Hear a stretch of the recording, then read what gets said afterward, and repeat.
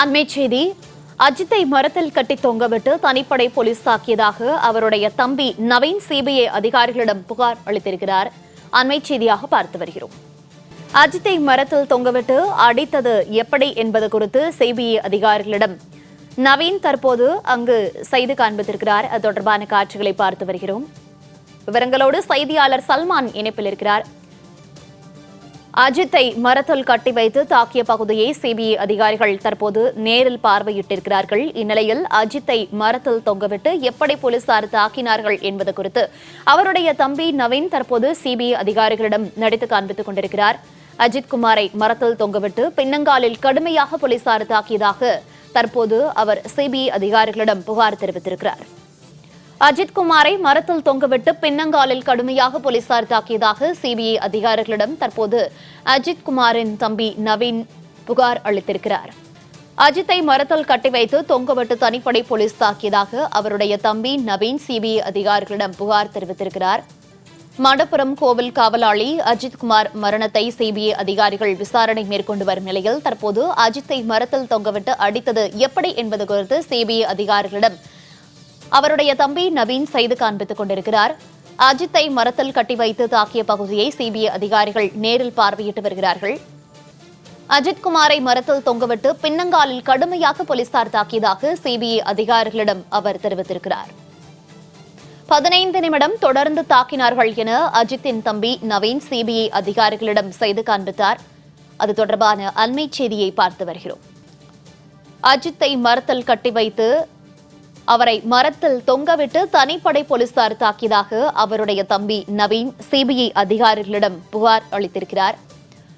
இந்நிலையில் அஜித்தை மரத்தில் கட்டி தொங்கவிட்டு போலீசார் எப்படி தாக்கினார்கள் என்பது குறித்து சிபிஐ அதிகாரிகளிடம் செய்து காண்பித்திருக்கிறார் நவீன்.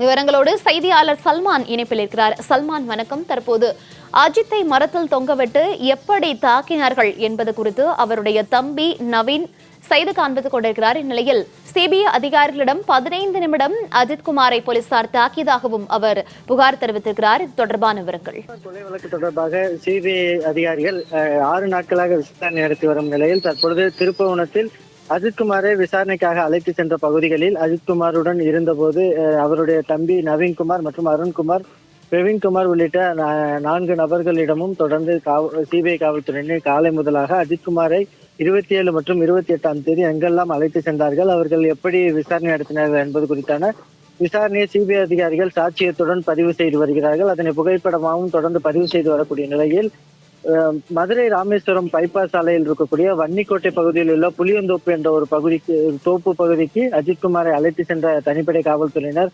அங்கு 4 மணி நேரமாக 8 மணி முதலாக 12 மணி வரைக்குமாக அவரை வைத்து விசாரணை நடத்தியிருக்கிறார்கள். அப்போது ஒரு 15 நிமிடத்திற்கு மேலாக அங்குள்ள புளிய மரம் ஒன்றில் அஜித்குமாரை கையை கட்டி தொங்க விட்டபடி பின்னால் லத்தியால் தொடர்ந்து தாக்கி இருக்கிறார்கள். அந்த பகுதியில் வெயில் காரணமாக 15 நிமிடம் தாக்கிய பின்பாக மீண்டும் இன்னொரு புளிய மரத்திற்கு அடியில் அஜித்குமாரை அழைத்து சென்று அங்கு வைத்தும் லத்தியை கடுமையாக தாக்கி இருக்கிறார்கள். அப்போது லத்தி உடைந்திருக்கிறது.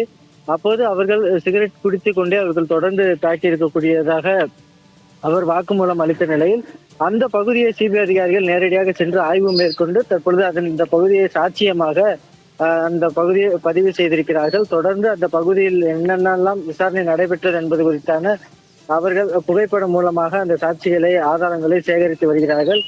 அஜித்குமாரை அந்த புளியந்தோப்பு பகுதியில் புளிய மரத்தில் தொங்க வைத்து தனிப்படை காவல்துறையினர் கடுமையாக தாக்கியதாகவும் அஜித்குமாரை மட்டும்தான் அந்த பகுதியில் தாக்கியதாகவும் கூட அந்த உடன் வந்த 4 நபர்கள் நவீன் உட்பட 4 நபர்களும் சாட்சியம் அளித்திருக்கிறார்கள். மௌனிகா, தகவல்களுக்கு நன்றி சல்மான்.